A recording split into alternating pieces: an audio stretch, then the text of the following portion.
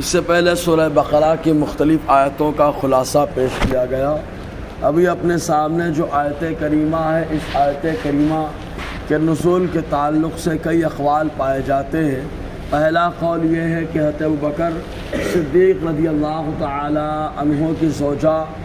جن کا نام نقیلہ تھا، ان کے ایمان لانے سے پہلے اور ان کے شکم سے حضرت اسماء رضی اللہ تعالی عنہ پیدا ہوئی، چنانچہ وہ اور حضرت ابوبکر صدیق رضی اللہ تعالی عنہ کی والدہ جو ایمان اس وقت تک نہیں لائی تھی، بعد میں ایمان لائی، ان کا نام حضرت سلمہ رضی اللہ تعالی عنہ ہے، بعد میں ایمان لائی۔ جب وہ دونوں ایمان نہ لائے تھے تو اس وقت نقیلہ اور سلمہ رضی اللہ تعالی عنہ یعنی ابوبکر صدیق کی اہلیہ اور آپ کی والدہ، آپ کی بیٹی حضرت اسماء رضی اللہ تعالی عنہ کے پاس کچھ ضرورت اور حاجت کے تحت آئیں، چنانچہ حضرت اسماء رضی اللہ تعالی عنہ نے یہ کہہ کر ان کی مدد کرنے سے منع کر دیا کہ تم لوگ مشرکہ ہو اور ہم ایمان والے کسی مشرک اور کسی بے ایمان کی مدد نہیں کرتے ہیں، چنانچہ رد کر دیا۔ اور اس کے بعد وہ لوگ مایوس ہو کر چلے گئے۔ آقا علیہ السلام کی بارگاہ میں یہ مقدمہ پہنچا، اس وقت اللہ تعالیٰ نے یہ آیت کریمہ نازل فرمائی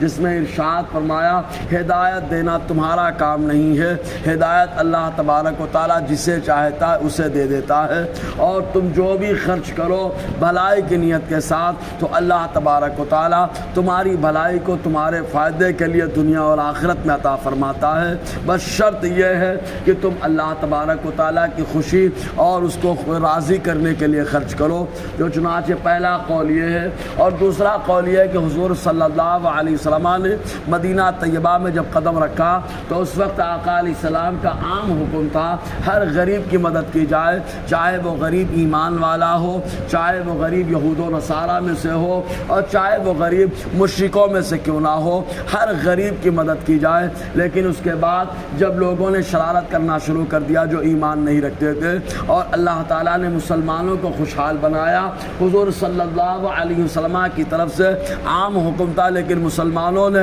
ان شریروں کو دینا بند کر دیا، تو اللہ تبارک و تعالیٰ نے آیت کریمہ نازل فرمائی اور ارشاد فرمایا، ہدایت دینا تمہارا کام نہیں ہے، اللہ تبارک و تعالیٰ جسے چاہتا ہے اسے ہدایت عطا فرماتا ہے، اور جو تم خرچ کرو تو خالص اللہ تعالیٰ کو خوش کرنے کے لیے تو اللہ تعالیٰ دنیا اور آخرت میں اس کی بھلائی عطا فرمائے گا۔ اللہ تعالیٰ ارشاد فرماتا ہے، لیس علیک ھداھم ولکن اللہ یہدی من یشاء، اے قرآن سننے والے پڑھنے والے، تمہارے اوپر جو ہے کافروں کو ہدایت دینا نہیں ہے، ولکن اللہ یہدی من یشاء، لیکن اللہ تعالیٰ جسے چاہتا ہے ہدایت دیتا ہے۔ چنانچہ یہی وجہ ہے کہ حضرت ابو ہریرہ رضی اللہ تعالی عنہ جو ایمان لائے اور ایسے مخلص صحابی کہ انہوں نے کمانے دھمانے کی فکر نہ کی، خالی اصحاب صفہ کے ساتھ رہتے اور آقا علیہ السلام کے قدموں سے وابستہ رہتے، حضور جو دیتے وہ کھا لیتے، چنانچہ وہ خود حدیث آقا علیہ السلام کی یاد کرتے رہتے۔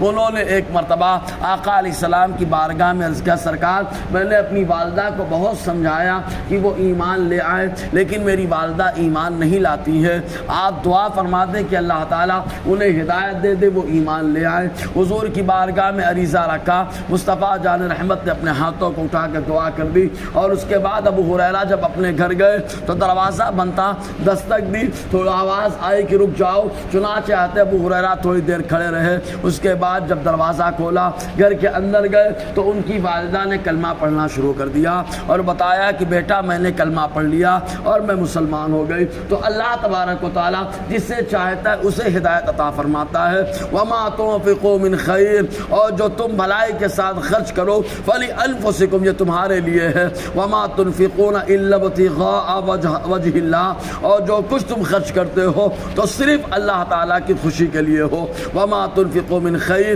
یوفى الیکم وانتم لا تظلمون، اور جو تم بھلائی کے ساتھ خرچ کرو تمہیں پورا پورا اس کا بدلہ دیا جائے گا، وانتم لا تظلمون، اور تمہارے اوپر ذرا بھی ظلم نہ ہوگا۔ اب خرچ کرنے کی جب بات آئی ہے تو بہترین مصرف کیا ہے، تو بہترین مصرف میں اصحاب صفہ کو اللہ تعالیٰ نے ذکر فرمایا، انشاءاللہ اسی پر روشنی رہے گی۔ اللہ تعالیٰ ہم سب کو فیضان قرآن برکات قرآن سے مالا مال فرمائے۔